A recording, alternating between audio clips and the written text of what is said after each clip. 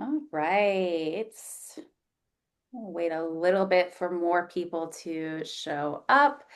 But for those of you that are here, if you want to drop in the chat where you're joining from or what org you're with, or just what groups of people you teach, what age groups, etc. We'd love to see that. Um, Thank you all for coming.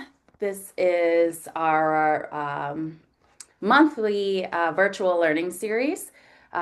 This session is about enhancing the outcomes of K through 12 environmental education, designing MWEE projects that empower student voice and action with Angela Whittaker from the Institute for Humane Education.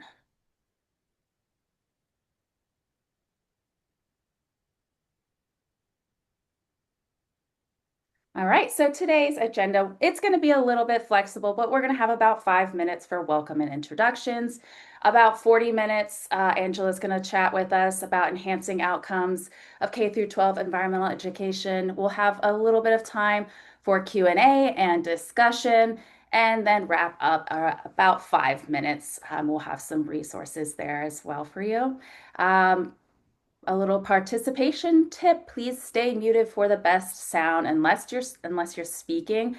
Feel free to use the chat box to engage or ask clarifying questions, whatever you need. We're happy to answer those.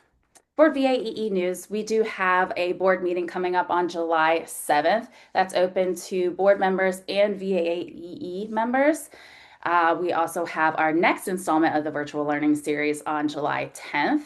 So stay tuned for info on that. Our certification enrollment opens August 4th, so that's for the next cohort. And if you're interested in becoming a member, you can go to eevirginia.org/membership to learn more about that. All right, so our presenter today is Angela Whittaker. As I mentioned, she is a solutionary teaching and learning facilitator at the Institute for Humane Education. Angela has dedicated her career to serving young people, holds a bachelor's degree in psychology from Tennessee Technological University and a master's in education from ODU, and specializes in students with emotional and learning challenges. She has over 28 years of experience as in education as a teacher and has designed and taught award-winning programs in environmental education and established a nonprofit Full Circle Education Center created to address students' mental, emotional, physical, and spiritual needs. Angela also is redesigning K through 12 education systems and instruction so they can better support and inspire young people to change the world. Oh, and my cat has decided to join me. Thank you. Welcome, Angela. I will go ahead and stop sharing and you can start sharing your screen. Thank you so much for being here. Great. Well, thank you for that. And it's a privilege. I'm glad you guys invited me. I always like to talk about how we can get young people outside and engaged in nature. In the course of my career, I found that it was really, really valuable to them and empowering to them, especially when they turn something that they've experienced into an action project that can make their community better. So we're going to talk about that today. I'm going to kind of move pretty quickly. So feel free to ask a clarifying question. If you need to have me expand on something or explain it a little better, I'm happy to pause and do that. Just put it in the chat and one of the folks will monitor that and let me know and ask for you. I'm going to go ahead and share my screen and get going. And hopefully we'll get all the way through everything I'd like to say. I sometimes have more than I can actually get through, but hopefully we're going to get there today. So as she said, we kind of talked about it, and I think I saw your roles and years of experience for most of you. I think it's really important as educators of any kind, whether that's a formal educator or an informal educator, to really understand the power of engagement. So you're going to hear me use that word a lot when we're talking about K-12. And tonight I'm going to really focus in on what we at IHE, or the Institute for Humane Education, call inquiry to action education. And I'm going to talk about that in detail and how it kind of leverages the best of all worlds and some of the models out there, the essential elements that we have found in our experience that really support students and get them engaged and excited in a solutionary classroom. And I'll talk about what the word solutionary means. Introduce you to the solutionary framework. How many of you, and you can just like give a thumbs up, how many of you have ever either designed or participated in a MWEE or a watershed educational experience? Has anybody out there ever done that? Okay. All right. We're going to talk about that and kind of how to even leverage that and enhance that a little bit more. And then we will spend some time. I'm going to introduce you at the very end to a project I'm working on to really enhance what's happening with MWEs in Virginia and support science education and environmental education in general. So that's kind of where we're going to take the journey tonight. So I want to start by helping you to understand what a solutionary is. Can everybody see my screen okay? Is that all right? Okay, great. So for us, the word solutionary is really about anyone who is able to identify and investigate their community issues, right? Unjust, unsustainable, inhumane systems. In other words, what are the problems that we are facing? And we all know, as environmental educators or people associated with EE, that there's a lot of issues in the world, and some of them are very complex and they're very anxiety provoking. So what we have discovered is that when we really take kids, and we don't just tell students this is the issue, but we really move them into this is how you solve the problem. Here is a methodology for solving this problem or addressing this problem as it exists in your community locally. So that's what our solutionary framework does. And that's what we're all about when we say creating or educating a generation of solutionaries. It's really about how can we take these big complex problems and empower young people to solve them. So you'll see this word, and I'll talk about it a couple of times. I want to start with some things you may be familiar with. Many people know about, or educators know about, inquiry education, right? So we emphasize asking questions, doing research, really activating knowledge and finding out about something, really learning at depth. A lot of people in environmental education are familiar with place-based education, right? So really leveraging what's in our community, what's our local history, what are our local geological and geographic things that make us interesting as a community, and really bringing that into the classroom and getting kids excited about learning in that way. And then there's problem-based education. These are all three things that are very popular and have a lot of traction right now in the K-12 world. And this is more, problem-based is like, here's a real world issue, and let's look at that issue in our community and how we can address it and how we can solve it. So what we've done at IHE is we've kind of taken those things and morphed them into one modality that we call solutionary inquiry to action education. So really it takes all three of those perspectives or those pedagogies and uses those better parts of all of them in one big lump. It's really just a MWEE on steroids. That's what I tell people, right? It's like MWEE thinking and design, if you've ever done it. But we also really support educators in how do we actually help kids design real solutions. Because it sounds great, let's make a solution, but there's a lot of complexity in how we think about those things and how we approach it.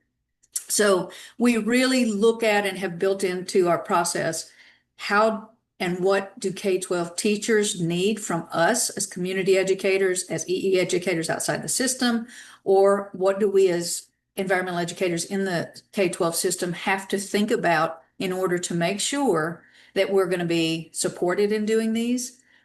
So we talk a lot about how it ties into Portrait of a Graduate and all the critical systems, strategic thinking, all those initiatives that school divisions really focus on. So I'm going to talk about, first and foremost, really what we consider to be the essential elements of a foundation for a solutionary classroom. And in a solutionary classroom, it's a very engaged, active, safe learning environment. And so we really have three pieces that we talk about and work with teachers to learn about. And one is this idea of curiosity, inspiration, and compassion, and how those three essential ideologies, those approaches, those experiences can really get kids excited. And that's great, right? Sounds good. But what does that look like? How do we actually put feet on it and make it happen in the classroom, right? So I'm going to talk about that. I'll introduce you to something called the solutionary lens, which is really just some essential principles I think that you're going to find very comfortable if you're an environmental educator. And then I'm going to introduce you to one of our kind of essential principles, which we call MOGO, is doing the most good and least harm when we talk about solutions. So curiosity and inspiration and compassion. As an educator, whether you are with kids all year in the classroom and you're teaching in a formal setting, or whether you're an informal educator, these three essential experiences for students can really shift how effective and how engaged they will be in what you are trying to get them to accomplish, whether that's visiting a particular place and doing a field experience or actually engaging in a longer term project. So I'm going to share with you just three quick examples that I used in the classroom in different versions, right? I just pulled a couple that tend to grab people's attention. So I'll use something like this. I'll put up a number and I'll say, what do you think that means? 13 million what? And the kids usually, by the time we get to this point in the year, would have some idea what I was talking about. They have some pretty close guesses, but not always, right? And then I would give them a statistic, especially if I was doing something like this would be on food waste, right? If I was going to talk about food systems and the agriculture system, I'd do something like this. And then 1.3 billion. What do you think? What could that be? And you have to be careful, especially in middle school, because you can get some interesting answers. So just, you may have to preface, let's be appropriate in our guesses. How much food do we waste in a year? And this is not globally. This is in the United States. And this one always is very powerful, and it's visceral, right? Especially for us adults. Kids, sometimes younger ones, I wouldn't show them this, but middle school and high school, when you pull on them emotionally and they go, what does that mean? If you can hook into that, what does that mean? Or what is that? Or I didn't know that. That's your entry point, right? That the door creaks open to grab them and move them into learning with you. And then another part of this that is really important is inspiring them. How do we inspire them, and how do we keep them inspired to want to engage with us?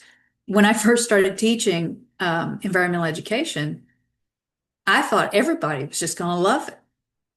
And nobody wanted to go outside. And it's hot. I don't want to do that, right? It's hot, or it's dirty, or there are bugs. And so I had to figure out, how do I breach that disconnect from nature and make them more comfortable? And so I began to understand, when they see students like them doing meaningful and powerful work to make the world a better place and a community a better place, suddenly they start to see they can visualize themselves in that same role or that same modality. So that, I don't know if you know about Melody, but Melody, this is a really short video about her, and she created, well, I'll show you the very beginning. Let me pause this. This is Melody, and I think I'm going to have to stop and reshare because I don't think I hit video. So let's make sure I've got sound for you. There we go. So this, when I've played this for both adults and students, this has been very powerful for them, right? To see someone of her age do what she has done. I'm just going to play a couple. Our generation, what is unique to us is that we cannot wait any longer. We don't have the luxury of time. So we're not waiting for permission. We are not waiting for regulation, but we're going ahead with the actions and the solutions right at our fingertips, and we're implementing them. Sorry. So just the intro from this young lady, right? Just the very beginning of what she is talking about grabs kids, especially teenagers. And they like this idea of, we can be powerful without an adult saying, hey, it's okay for you to go do this. We can make our own decisions. So something like that, that's relevant to your community or the subject matter, can really be powerful in grabbing their attention. And she created Bye Bye Plastic Bags. I don't know if you guys are familiar with that, but it's now an international project. And she's transitioning because it's been so powerfully taken up by other people. She's moved out into some other things. It's very interesting. So curiosity, compassion, inspiration. Let's talk about, I think I missed one. Oh no, solutionary lens. So the solutionary lens, what I will say about this is there's a lot in this. It's very dense, but just to quickly go through it, there are a set of dispositions that we talk about with students. In particularly, I think this is effective with environmental education, although we use this across every content area. But when you think about what kids need in order to feel the agency that it takes to address a big issue in their community, I think the solutionary lens offers perspective for us educators, but also for students, right? To understand, like, I believe complex problems can be solved. I was doing a presentation, I don't know, about 10 years ago to there were like 40 young people in this particular group I was talking to about climate change and climate action and things like that. And I said, how many of you are aware of, pretty much climate change? Give me any. They all were like, yes, we know. I said, how many of you think we can solve this problem? And out of 45 kids, I think 3 raised their hand. And I remember standing there as an educator thinking, if we don't have students that feel that they have the capacity to make a change, we're, just telling them it's a problem isn't going to fix it. And this was really pivotal for me in how I started approaching kids in the classroom and young people in general. So believing that those things can be solved, what do we do as educators to help empower them that way? And I think, like Melody, for example, that inspirational piece, showing them people their age that are making profound impact, and understanding that it isn't just this one person, that's somewhere in Sweden talking about climate change and going and having a student strike. It's people in the United States, in your state, near you, right? But as you move through the solutionary lens, and everybody's had time to kind of read these, number 4 is very powerful, especially in our way of looking at things today culturally, especially in this my side, your side, us, them kind of either or thinking that we have in our schools, in our everything, in our classroom. We're taught to compete. It's my team, your team. Understanding and seeking perspectives of others is built into the solutionary process, right? Like one of the steps you're going to see in the framework is about reaching out to people who are benefiting from the issue, right? Like bringing garbage from New York and landfills are extremely detrimental to a lot of things that will and are potentially going wrong. And when we think about, well, why is that? Who's benefiting from it? People make a lot of money. The state of Virginia makes a lot of money by importing garbage, right? So talking to people from the landfill and hearing what they do and why they do it and how much money it generates is as valuable as teaching about recycling, right? So it's this, hear about all these different perspectives.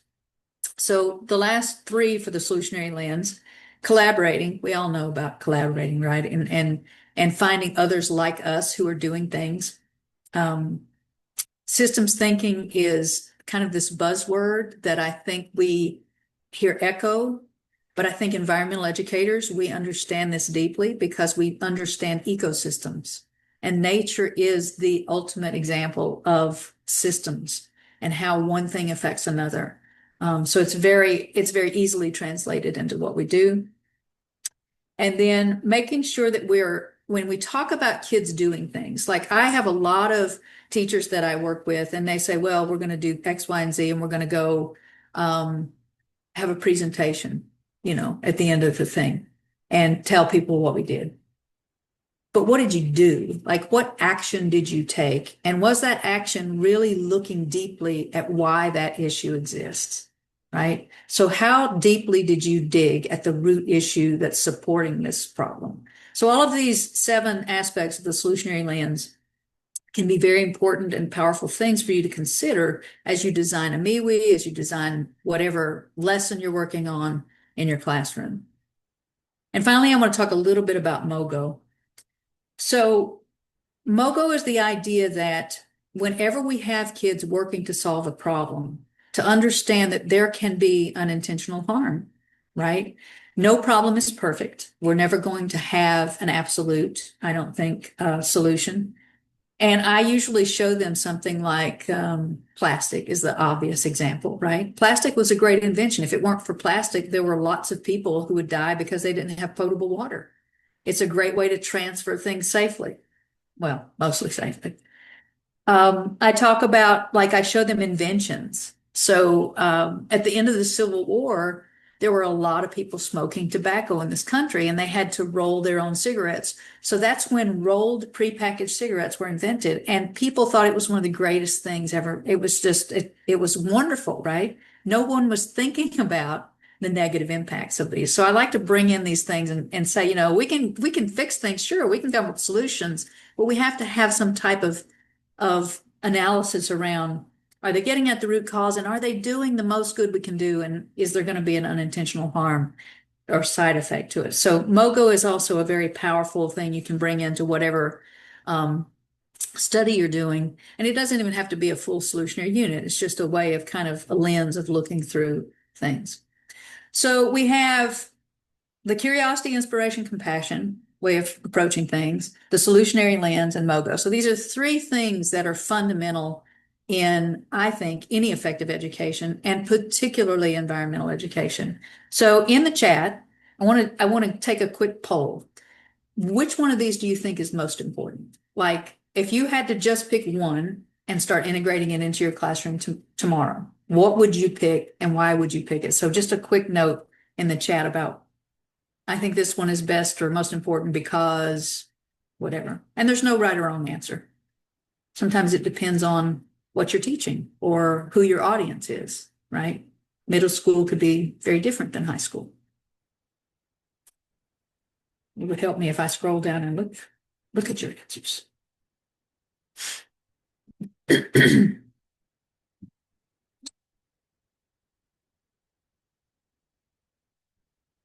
All right, people.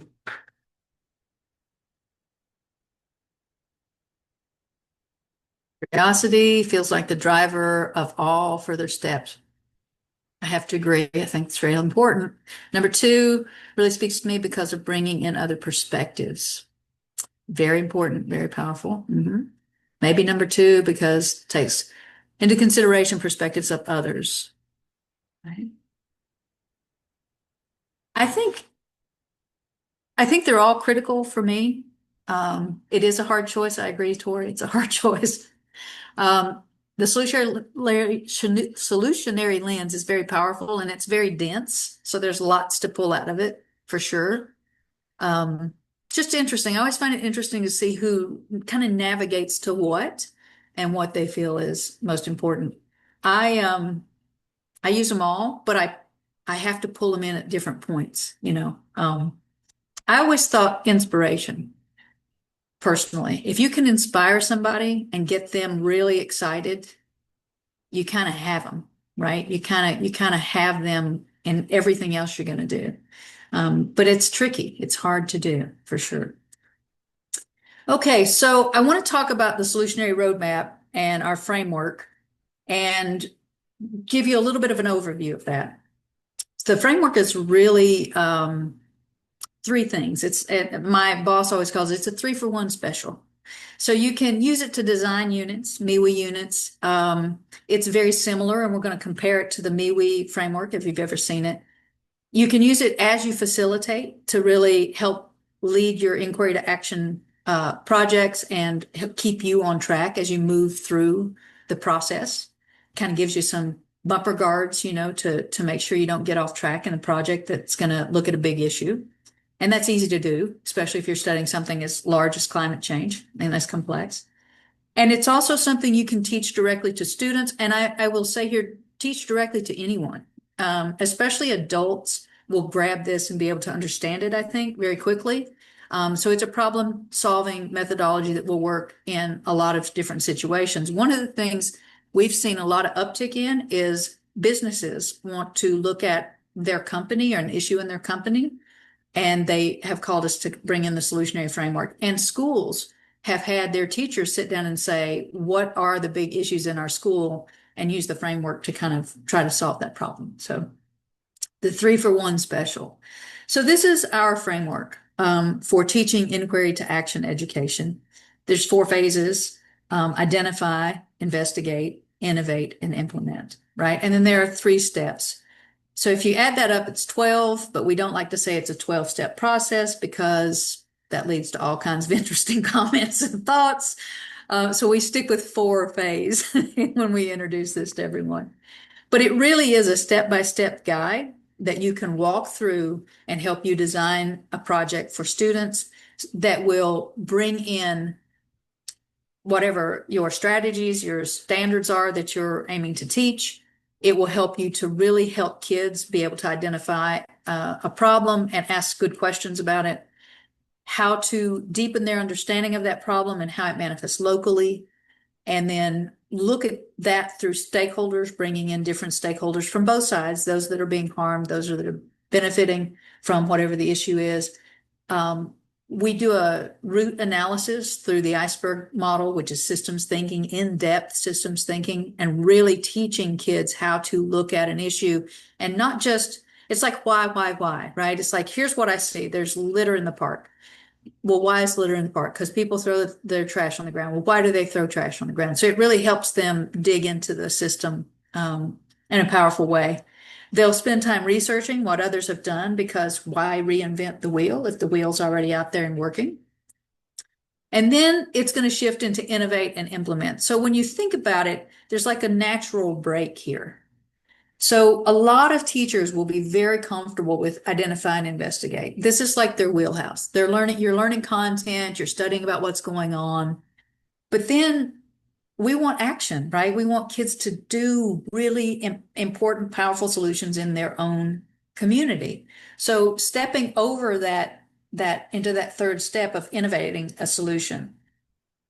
When you do a root analysis, it's pretty quick that litter pickup in a stream is a great thing, and that doesn't solve the problem of why the litter gets there in the first place, right? So both need to happen, and it kind of helps students to really get a depth of knowledge around what those systemic leverage points are. Where can I intervene? And there's usually more than one. They'll choose solutions, and we have very specific supports in how we help kids choose which solution, because you can want to save the world, but you can't. I want to fix climate change, but I alone am not going to do that. So what can I do that's MOGO, most good, least harm? What can I do that's feasible, right? So feasibility is a big one. We have to think about and help students understand you can have the best idea in the world, but it could be out of your reach monetarily. It could be out of your reach with how much time you have to offer it. So really talking about real world thinking, critical thinking, strategic thinking around how to design a solution. And then they get into implement. So this implementation piece sounds like, oh, well, we just go do it. But those of you who've been a classroom teacher, taking young people out and doing something is very complicated, right? So there's lots of strategic thinking about how do you facilitate that? And that starts way in advance. You may have field trips to plan for. You may have permission slips to get. You may have administrative approval to get. So there's lots and lots of thinking that we have to do to help teachers really see how that lands, okay? So I'm going to show you just a quick video about, I hope this stayed where I put it. Of course not. Fast forward this. I'm going to show you, this is an overview of the framework that I think does a really good job of kind of helping you wrap your mind around what it is that when we say design an outdoor educational unit to a teacher, what does that look like, and kind of what would that flow look like all the way through to an action project that's going to be implemented. So I'm going to make sure you can see that. Good. Okay. All right. So this is actually my boss. I'll let Julie do the talking. Before students can meaningfully address something they are concerned about, it is important for them to really understand how the problem developed in the first place. The point of a Solutionary Inquiry to Action project is to give students voice and choice as they explore aspects of a problem that interest them. Right away, you are getting those students completely involved, which means they're inspired and they're curious. I focused on climate change affecting the Gulf of Maine. I thought it was important because it's affecting my town. We identified dangers of lead surface lines in our state. I did the gender wage gap. We wanted to find the solution in food waste because we realized that 40% of the food is wasted, and that's not good because we have a lot of families that are food insecure. In Phase 2, Investigate, students do a deep dive into the specific problem by collecting data, interviewing stakeholders, using systems thinking to analyze root causes, and finding out what others are doing to solve the problem. So I think the framework really helps students to dive in such a way that they really learn about the issue and they learn about how that issue impacts people. This unit taught me the importance of being able to look at issues from a multidimensional lens, and so being able to see how different factors can impact an issue. Phase 3 is where inquiry moves to action. Students brainstorm solutions to the problem and select an action to take that addresses root and systemic causes. We look at some data and statistics, and we answer questions, brainstorm solutions. The students started to really see that there's a lot of different venues and different avenues that we can take to help solve the problem. Does the most good and least harm to people, animals, and the environment. We can choose what issues matter to us, and then we can then find ways to solve them with the least amount of harm. And is feasible given the time and resources available. Then they develop a detailed plan for how they will carry out their idea. The last phase of the Solutionary framework is where students implement an actionable part of their solution, share their work with others, and take time to assess, reflect, and celebrate. I think being together at the end was very important as well, because we could watch through what others were doing, what impact we were making on the community. Because our community doesn't often see a lot of our schools, so I think this is a really good way to showcase what we do and how we learn and the things that we can bring to the table. And we practice and we practice, and they walk out and do it through all the nerves, through all the hesitation. Once they've done it, they're transformed. They become empowered because now that confidence lives in them because they did a solutionary project. I just wish everybody in this town or in this world could be a part of this. Teachers tell us story after story about how powerful solutionary projects can be for students. Together, we can educate a generation of solutionaries. I just love that little boy. I just wish everybody could. It's just so cute. So cute. So I share that with you. We've done a lot of work with a lot of different types of schools, different age groups of kids. And the magic sauce for me has always been when they realize they're not alone. I'm not the only one in a school doing a project to make a difference, right? So the more collectively they get to share those things, it's very, very powerful for them. It's very powerful for them. I had students present to school boards on more than one occasion because there was an issue they wanted to impact or change in the school or on the school grounds. We went to the Community Services Board and presented on we asked the Community Services Board to come up with a sustainability plan for water in our area because we were getting water from someone else's reservoir. So there's all kinds of ways you can do things. I will say that unlike anything I've ever done in the classroom, those type of action projects around something in their community, whether it's a MWEE, whatever it is, doesn't matter, is very, very empowering for them. So let's talk a little bit more about MWEEs. Any questions or comments up to this point that we need to address? Everybody good? Anybody asleep? Okay. So this is the MWEE framework that you find when you go through MWEE 101. And it talks a lot, it's very specific, right? Because it's about meaningful watershed and environmental education. So they talk a lot about that outdoor field experience, and that's very important. Social studies teachers aren't going to need that kind of support because they're doing projects around some other things. But it's very important and is very helpful, and the MWEE guide is very helpful. One of the things that I found in the classroom was, and when I went through MWEE 101, one of the things I looked at was like, there's a lot of similarities here, right? Identifying the issue you want to investigate is really our phase one, and it's very similar. It's very similar. But also looking at it locally, right? That's also another similarity. But in K-12 school, one of the things we see is teachers are, okay, these are my standards. This is the content I have to teach. But then how does that look locally? Those are really two kind of different pieces sometimes, and it's important for us to understand that.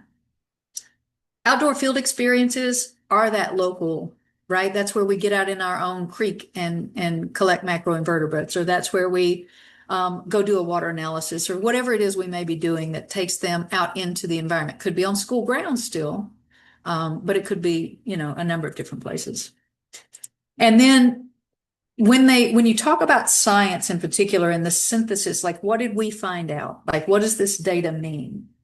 And why did we find the data we found? Especially if you're doing things like testing water quality, in a stream. And why did we see this or not? That's really, really important, but it's still investigation. It's still the learning process and the understanding process.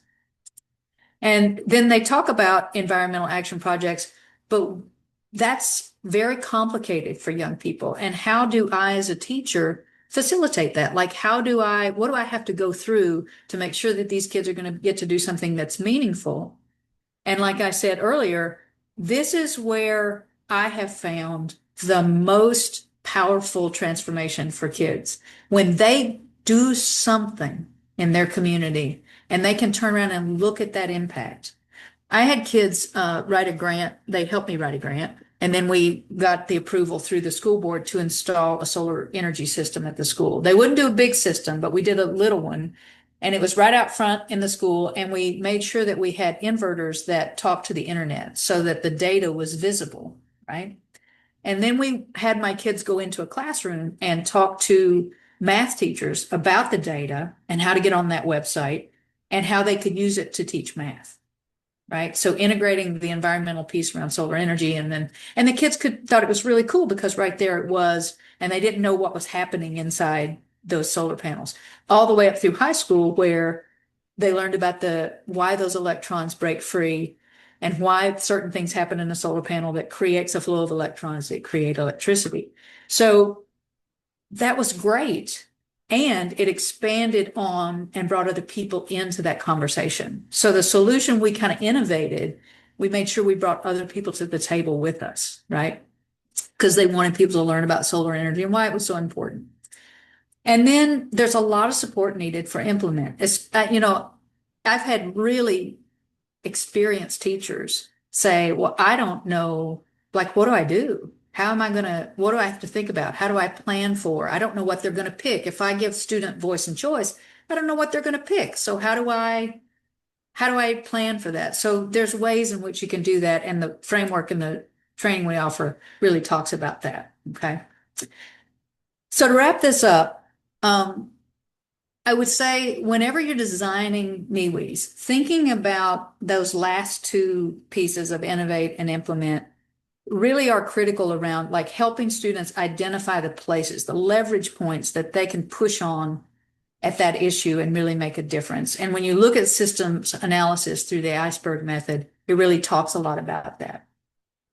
And teachers say to me, well, I don't know what they're going to pick. I can't just let kids decide. Like they could pick anything. Actually, they can't, right? And most of the solutions they're going to pick, if you do a feasibility analysis, they're going to land pretty doggone close to where you're thinking anyway, because it's just going to make sense and it's going to fit. So we've identified really there are about 5 types of things that kids pick, 5 types of activities or actions. And often a good solutionary action will do more than one of these, right? So my solar panel installation made solar panels visible. It brought it to the forefront of the school. But when we went into those classrooms and started talking to teachers about how to use that data, then we brought in a whole nother layer of how people were learning about solar energy. And we went to the school board and got approval. We educated them about solar energy. There were some other things that we did as well. So really looking at, are we going to invent something? Are we going to take an immediate action? Like, do we need to go do a litter pickup? Maybe we do, right? Maybe there's a really issue there, but what else can we do that's going to make this more powerful and more impactful? And we're all familiar with, the educational awareness campaign is kind of the thing, right? They're going to do a presentation, which is great. And it's a great skill to know how to do a good presentation. But who are you doing it to and for? Just to do it for your classmates, that's not going to really give those kids a voice beyond the walls of the classroom. And I think, especially environmental educators, we look for and want that to happen, right? Okay. Where are we? How much time have I got left, ladies? 5 more minutes before we need to go to questions? Somebody cue me. I think we're good. We're at 6:43 right now. Okay. All right. So this is a little scenario that I wrote up. Miss Chambliss is actually a real teacher. I won't tell you where she works, but she was a colleague of mine. And since there's just a few of us, I'm not going to do breakout rooms. We'll just have a collective conversation.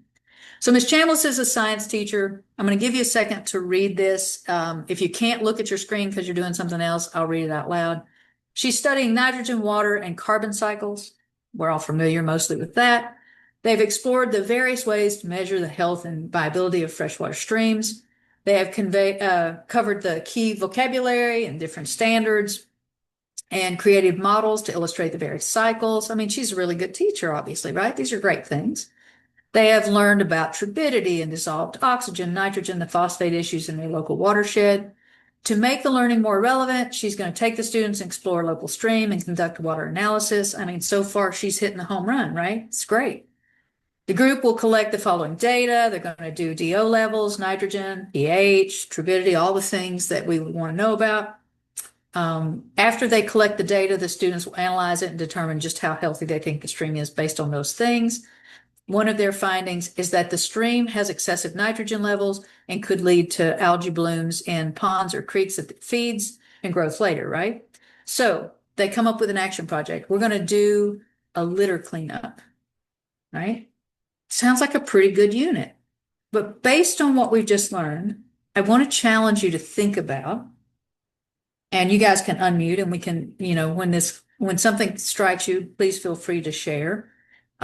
What could be done with Ms. Chambliss's activity to make it really ignite more curiosity, compassion, and inspiration? How could it be more MOGO? Because they're doing a litter cleanup. That was their action project. And how could they get at better root causes? Like, how could they tweak what they're doing to really hit more root cause issues? Okay. If you need to see Ms. Chambliss's description, I'm happy to pull that back up. Maybe they could go upstream and see what's going on there in terms of impacts to the waterway. Right. Like where did this higher level of nitrate come from? Is there an issue we could solve that would fix that? Sure. And if they can't go, Google Earth is amazing. Yeah. Yeah. Sure. Absolutely. Anybody else? So how would you use Google Earth to do that? Could you see where the well, you could find, fields. Like for example, we did something very similar to this, and we found that we had ponds with real severe algae blooms. And when we expanded out, there were chicken houses very close by that were downhill. They were in the catchment for that. So absolutely, you can kind of zoom in on the area that you were and kind of start to broaden out and do some problem solving. For sure.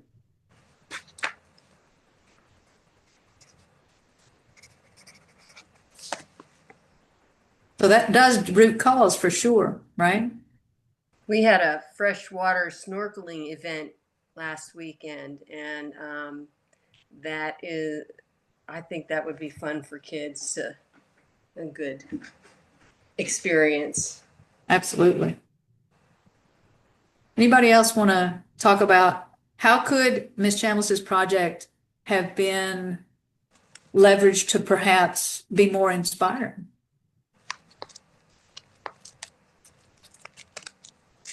Well, I have a question, Angela. I can't remember if the kids learned where nitrogen pollution could come from.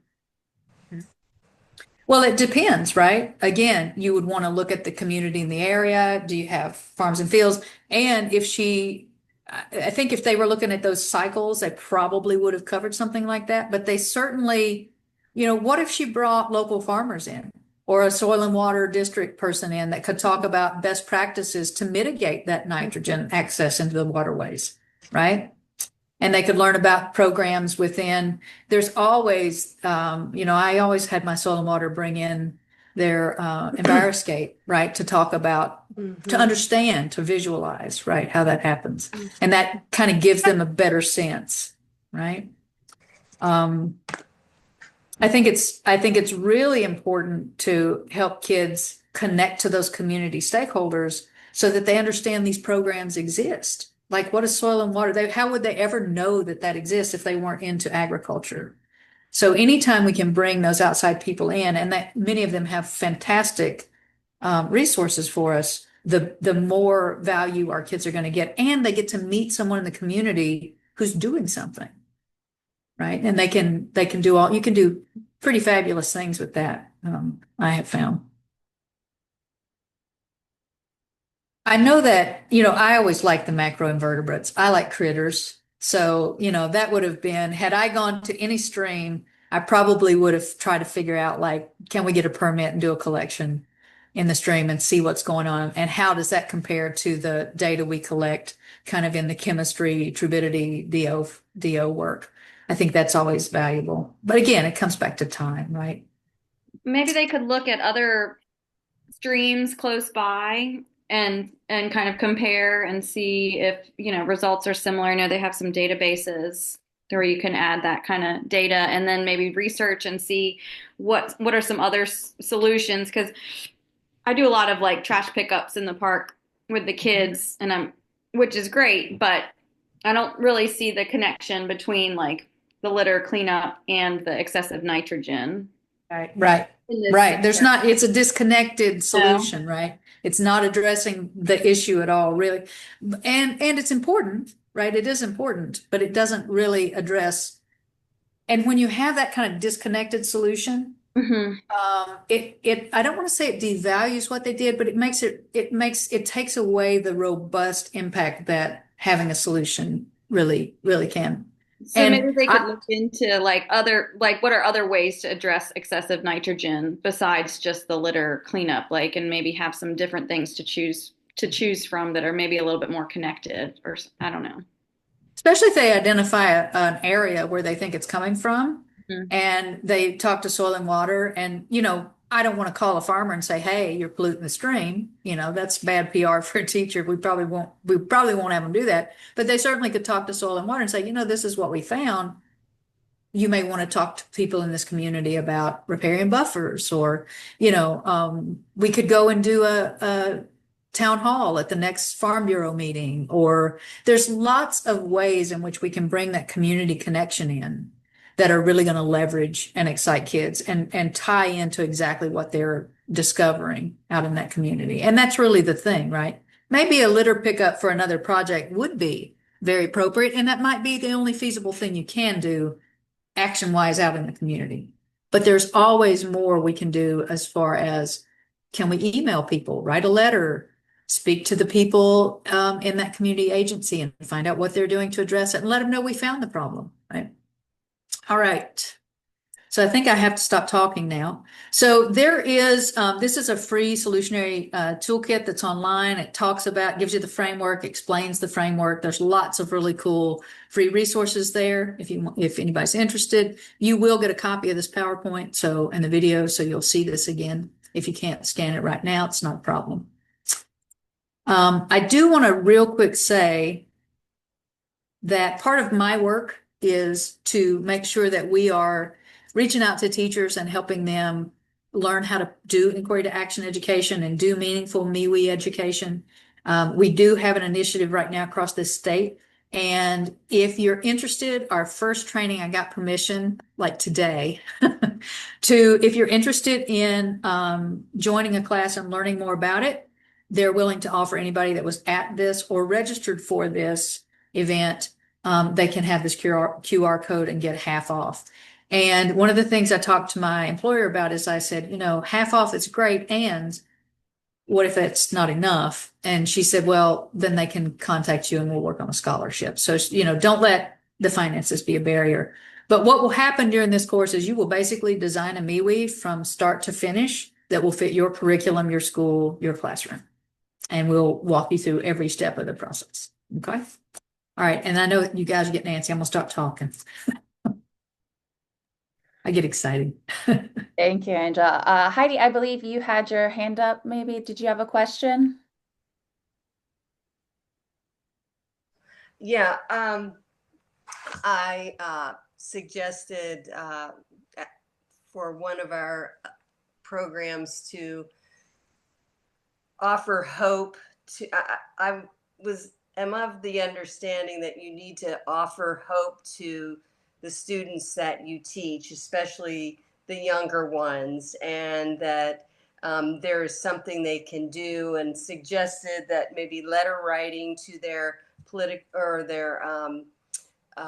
congressional representative about what their concerns are or what their findings are. And I just, it's like anything relating to politics is such a hot potato, and I just wondered if that's a viable action and how you would shape that, Angela. Well, I'm sure there are other people on this call that can address that too. When I was in the classroom, I was very conscious of my community. And I found that there's always language. You can pick language very carefully. When you talk about, I want to empower students to be able to speak up and be a good citizen and to voice their concerns to the people that are elected to represent them, you have to be very clear that you're not guiding their content. I don't know how much of that I would take on right now in this moment. It depends on your school. It depends on your administration and kind of the pulse of where you are, I think. Anybody else want to respond to that?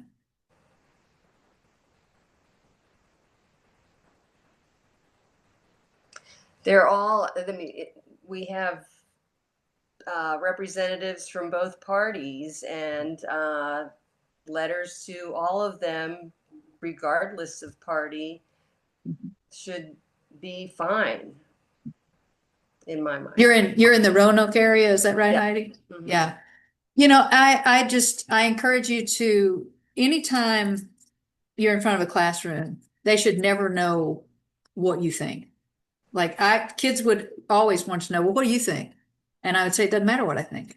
It matters what you find out and what you think, and that you're thinking, right? Form your own opinion. Especially for older, mostly I was middle and high school. So I just think it's critical that they feel that it's their voice, not a mimicry or and I think you need to be able to document that it's their voice and show that in your work. Yeah. Awesome. Yeah. Good response. Thank you.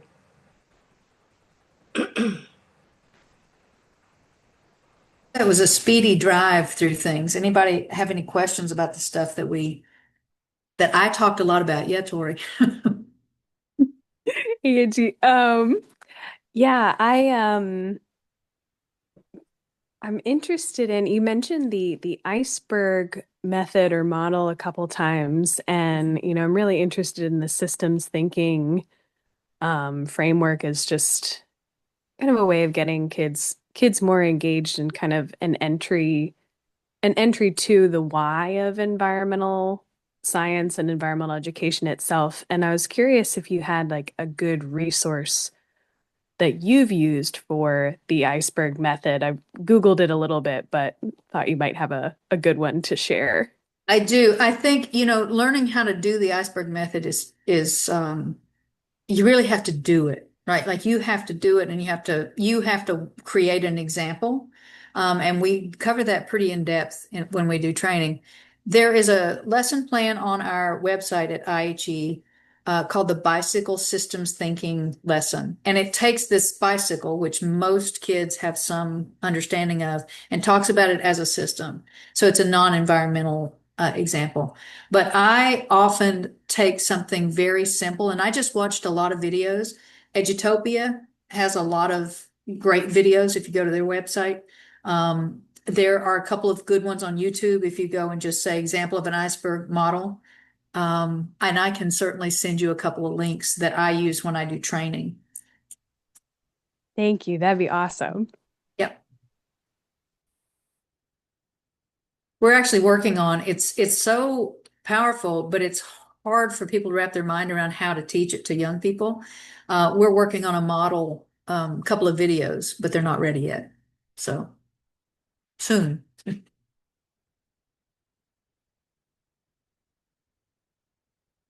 Any other questions?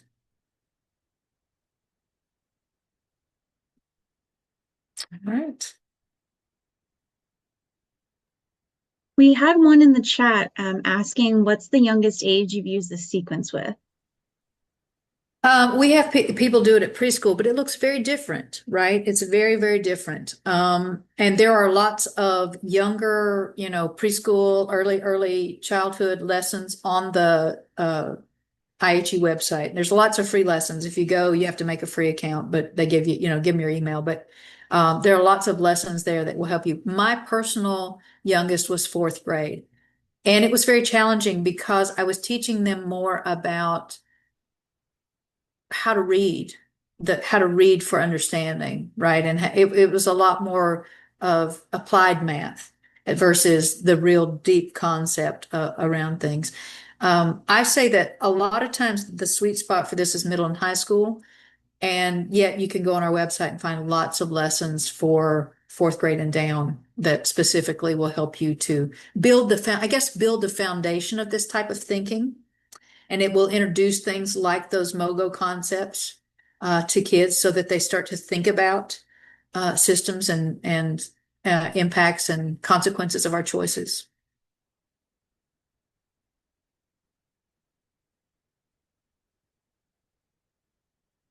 I'm going to drop the IHE website in the chat. It's just basically www.humaneeducation.org.